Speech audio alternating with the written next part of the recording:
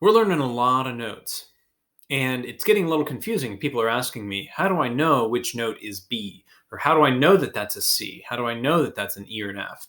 So in this video, we are going to look at the notes on the staff and have a quick and easy way to memorize them. Then we're going to have some activities that will help you to remember these notes. It'll quiz you and do a little work and get better at reading them. The reason we do this is because it's about communication.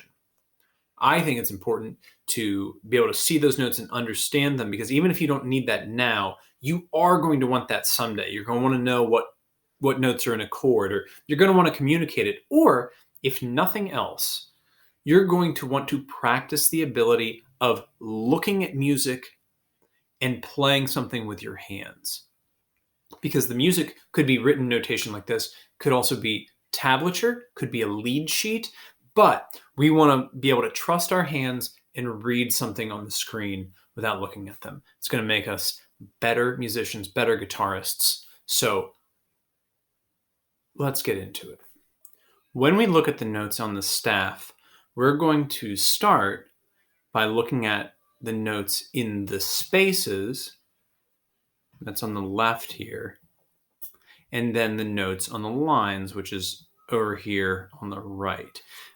In class, you're going to see me have my hand up and refer to these as the lines. And the space in between is the space. Seems kind of self-explanatory there. But in the spaces, the letters that are there actually spell the word face. It's really easy to remember because face in the space.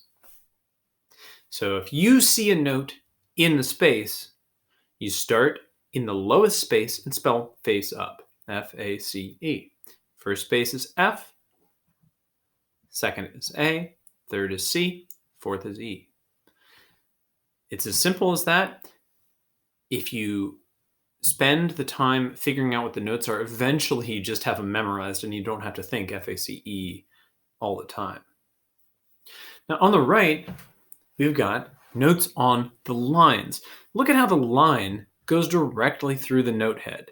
That's why we call it a note on the line, okay? And we have E, G, B, D, F. If you went to elementary school in Sycamore, maybe one of your teachers had a puppet named Igbidif. I prefer the saying, every good boy does fine. E for every, G for good, B for boy, D for does, F. That's right, for fine. Why do I like that? Because every good boy does fine on the line. And F-A-C-E, face in the space. So it's easier to remember, fine line, every good boy does fine on the line, F-A-C-E, face in the space. And as we start to read notes, you can just use this system. What note is that? It's on the third line, E, G, B. Every good boy, B. And you know how to play B. It's your open B string. Let's take a look at all the notes on the staff put together.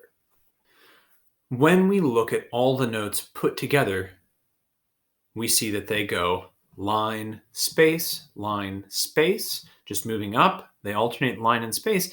And then a different pattern emerges, one that we already recognize, and that is the alphabet. A, B, C, D, E, F. We know it comes after F. It was one of the first notes we learned. G. And then after G, as we can see back here, comes A again. And the cycle starts over again.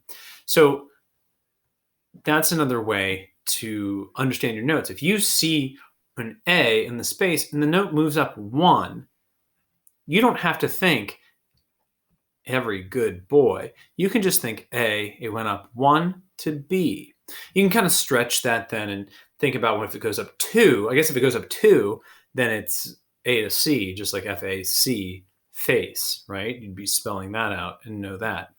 So we're not going to have a whole lot of notes that skip beyond two notes, especially at the beginning here. So really, it's just about committing yourself to understanding these notes and knowing how to communicate what their names are and how they're written. And that's it.